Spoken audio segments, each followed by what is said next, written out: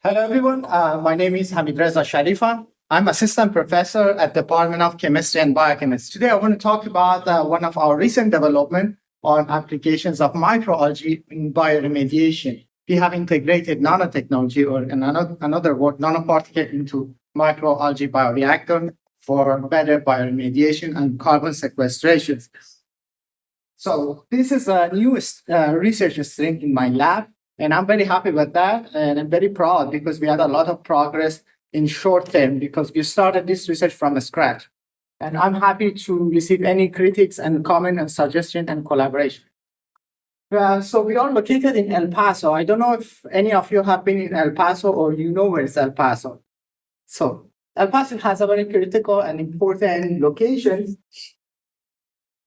cross-border between Mexico and United States and state of New Mexico. We have one of the largest, maybe largest detention center right now in the Trump area. When we are in cross-border with New Mexico, we receive a lot of Hispanic students. Many of them, they come every day passing the border to Utah. This year has been next year is very challenging because we also lost a lot of international students and also some students from DACA support.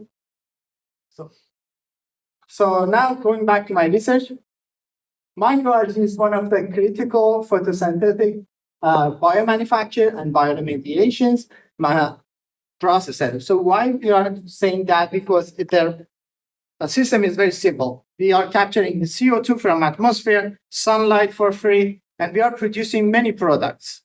Many products that can be biofuel, bioplastic, animal feed, and many more. There have been many research nowadays focus on microalgae because they are like a sustainable product and biomanufacturing because we are just capturing the CO2 that's harmful for atmosphere, causing global climate change, and we are producing many critical components, including food, protein, and in sustainable manner, and it's scalable. You can set up your bench scale at a small bioreactor in the lab till, and you can make it very big, like a huge land area home. And it's not compatible with, it's not competing with arable lands, so it's not really occupying the footprint, carbon footprint. I said about programmable. They are programmable in two different ways, mainly. Maybe one of them is genetically. You can reprogram the productions and the function of microalgae, and one of them is you can reprogram it by metabolic process. In one of our papers, we just published it. We use zinc oxide nanoparticle to see how we can increase the higher lipid productions of microalgae. So I also briefly mentioned about the tons of petroleum that we are producing and contribute to CO2 and greenhouse gases, but we can replace it with sustainable biofuel, and also algae can be main source for protein production as a food. In one comparison, you can see the amount of lipid that we can, or oil we can produce just from algae compared to many crops that have been purposely cultivated to extract their oil for biofuel productions, or maybe for edible oil. The amount of oil that you can have from algae is obviously really high. It's not really comparable to many crops that have been produced for oil productions. So far, we have published 3 papers. One of them on zinc oxide nanoparticle to see how we can enhance the lipid production as a primary source of biofuel. We also work on biodegradations of azodyes, that we have a lot of issue with textile dyes that would contaminate water bodies, especially in developing countries, because many of the brands like Zara and Banana Republic, all of them, they have relocate all their factories and all their pollutions in developing countries, and we are not sensing how much dyes from textile goes to the water bodies in developing countries. So one of our research, we focus on biodegradations of azodyne. This research that I will present today, it's on biodegradations of nitroaromatic compounds and applying nanoparticles. So our goal is to degrade 2 nitroaromatic compounds. I'll say that briefly about why we chose this one and to promote simultaneous carbon sequestration and bioremediations, and how we can optimize applications of nanoparticle or integrations of titanium oxide nanoparticle in the system. We use Chlorella vulgaris. Chlorella vulgaris has been used in many research. It's one of the great microalgae unicellular microorganisms. Why is it good to use Chlorella vulgaris for bioremediation? Because it's a fast grower. It can be adaptable to many harsh environments, different pH and salinity and heat. So it's a fast grower and easy to work with that. It has been used in many bioremediation research. So we have used Chlorella vulgaris in this research. 2-nitroaromatic compounds is backbone of many contaminants, including pesticide, pharmaceutical, and azodyes. And also, it has been a byproduct of many ammunition processes. So the military sites, they release a lot of nitroaromatic compounds. This is one of the byproducts from ammunitions of military sites. They are not readily biodegradable, so we choose this one because it mimics many contaminants, behavior of many contaminants. We used to see how we can work on biodegradations of these toxic elements using microalgae. In many research, we have used titanium oxide nanoparticles, mainly in plants. We published several papers. Titanium oxide nanoparticle, different concentration result differently, depending like 25%. We also control the fresh biomass pigments because they are very important and critical indicator of health of the system and how we are expecting the next processes. We have to monitor all the process that happens with the microalgae system when we are integrating nanoparticles. We can see that overall biomass has been significantly reduced compared to control. However, when we have only titanium oxide nanoparticle, the biomass has been increased. We have seen actually pretty much the same result when we had zinc oxide nanoparticle in another study that the biomass has been increased. So many factors can cause this one and then drive their underlying mechanism for this increase. Then chlorophyll also has been negatively affected by 2-nitroaniline as a toxic effect. Impact that we have also controlled 2-nitro pigment content. So in the previous experiment, we didn't expose our system with CO2, but in this experiment, we also exposed the preparation with CO2. We wanted to see how the CO2 sequestration works. We have seen also the highest amount of carbon sequestration that we had at 20 ppm of nanoparticles with 20 ppm of nanoparticles in the system. We have seen higher carbon sequestration compared to other concentrations.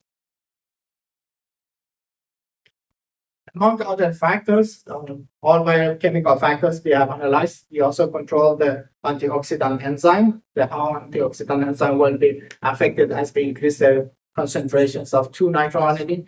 We have seen the positive correlation between increasing the level of 2-nitroaniline to amount of antioxidant enzyme catalase and superoxide dismutase. So both of them has been significantly increased.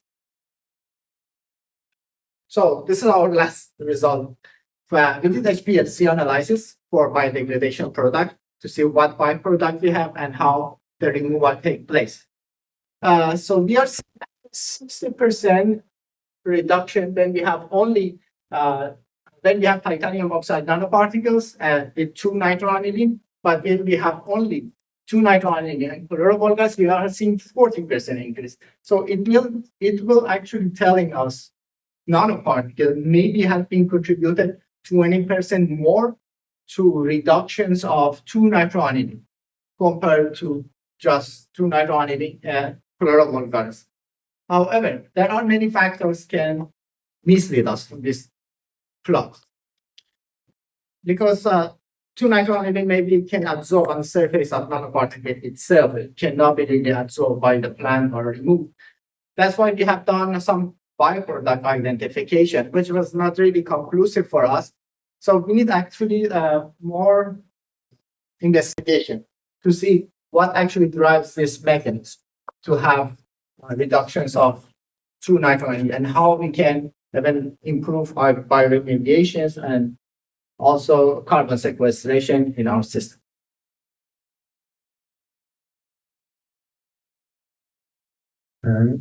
Okay. So this is a conclusion. Briefly, for the first time, actually in our lab, I see a lot of paper, but I think our lab for the first time we introduced titanium oxide nanoparticles, not to investigate toxicity on the plants, but to see how they can respond in biodegradation. Do they have a positive impact on biodegradations of 2-nitroaromatic compounds or not? So the 20 ppm of titanium oxide nanoparticle was selected as an optimum concentration. Then we tested against different concentrations of 2-nitroaromatic as one of the target contaminants. Then the low concentration actually is not really high concentrations of 2-nitroaromatic. For 10 ppm, we have seen the better result. It can be because maybe higher concentrations, for sure, they will have more toxicity effect compared to lower concentration. It's not really big deal to reduce concentration at 10 ppm, but we are seeing as a success. We are having some progress in this field, and hopefully we can scale it up. Nowadays, we are doing another project. We're doping titanium oxide nanoparticle to run similar experiment with the doped one to see how we can use ferromagnetic nanoparticle in this study. So I want to acknowledge my team. Most of the work has been done with my Indian student. We are receiving a lot of international talent to our programs, to our university, in the entire United States. I hope this current move of immigrations of talent, the student will continue. So the Luis, he's a Mexican American in my lab. He's one of the smartest students. We also published one paper using zinc oxide nanoparticle. These two, they are leading our research in microalgae. They are doing a lot of work because working with microalgae takes a lot of time because they have to do a lot of experiment every day. They have to measure a lot of different factors, and all the time something goes wrong, then they have to repeat everything over and over. And yesterday also I received one. I won one of the prizes by ICA plates, and I was very happy. I won the raffle. I just want to appreciate them. Most of our project has been funded by USDA, actually through this program, and some of our project also was funded by Homeland Security, but not this one. But there have been two main funding agencies has been supporting us so far, and I hope we can also secure more funding. Everybody loves money.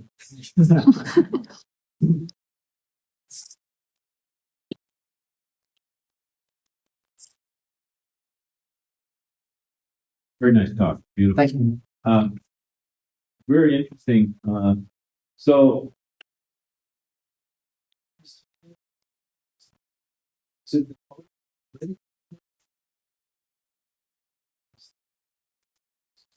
Any good questions? There are several questions for us. Either that it can absorb even more light and maybe induce more photosynthesis, or it can also increase, for example, induce some change the reprogramming of the plant, maybe increasing repair or defense mechanism of the plant. We are not sure about that, but we are submitting one proposal actually for you to understanding for that project, that mechanism. good. Hope it gets funded. Oh, I hope so. Any other questions?